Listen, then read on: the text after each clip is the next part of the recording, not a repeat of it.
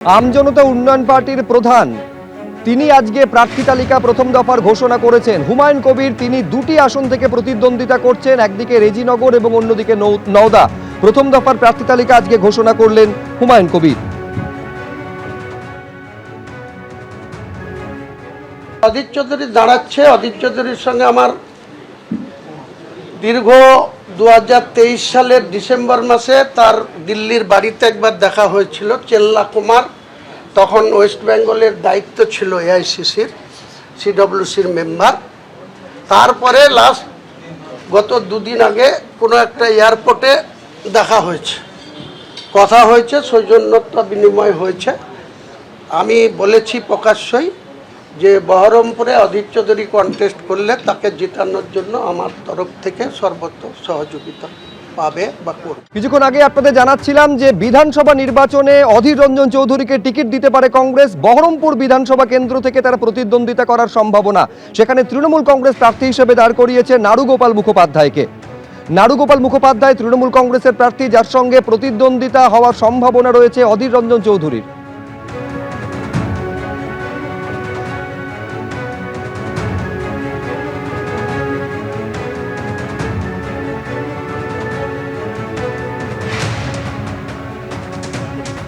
আমি মনে করি বহরমপুর শহর এমন একটা শহর যার গরিমা, যার মাধুর্য, যার কালচার, এটা মানে একটা এত লুক্রেটিভ, এত মানুষের কাছে গ্রহণযোগ্য।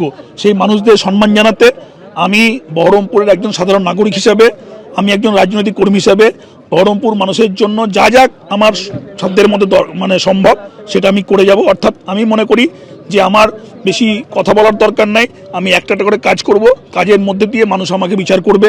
আমার মনে হয় আমরা এমন কোনো কাজ করি না যেখানে মানুষ আমাদেরকে প্রত্যাখ্যান করবে। বহরমপুর শহরের যেমন একটা বড় ঐতিহ্য দুর্গাপুজো। প্রার্থী তালিকা ঘোষণা হওয়ার পর শাসক থেকে বিরোধী সব রাজনৈতিক দলের প্রার্থীরাই নেমে পড়েছেন প্রচারে। কেউ প্রচারের জন্য মিছিল করছেন, কেউ সারছেন জনসংযোগ।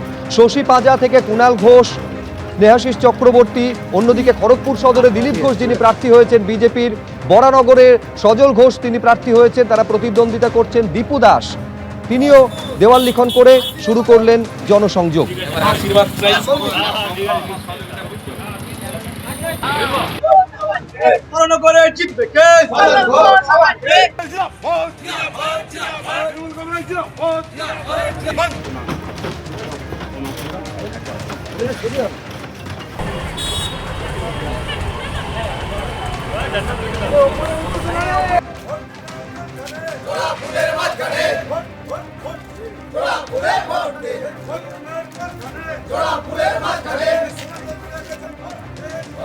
এখনো ছাপিয়ে যেতে পারিনি।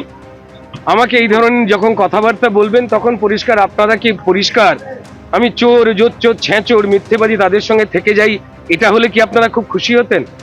আমি অন্ধকার ছেড়ে আলোয় বেরিয়ে আসতে চেয়েছি। সনাতনের আমাদের এই মাটি, এই শঙ্কর মঠ, আমাদের এই রামরাজাতলার রাম মন্দির, আমরা সেখানে যাব। ছোটবেলায় যেমন যেতাম আপনারা যাবেন। অগণিত মানুষ এসেছেন, তারা পাশে দাঁড়াতে এসেছেন, তারা সঙ্গে থাকতে এসেছেন, তারা অন্ধকার দূর করতে এসেছেন, যাতে এই ক্রিমিনালের রাজত্ব বন্ধ হয়, যাতে মানুষ একটু নিঃশ্বাস নিতে পারে, একটু জল, পচা খাল, নোংরা পেরিয়ে সুস্থ নিঃশ্বাস নিতে পারেন, তার জন্য এসেছেন। এবিপি আনন্দ, এগিয়ে থাকে, এগিয়ে রাখে।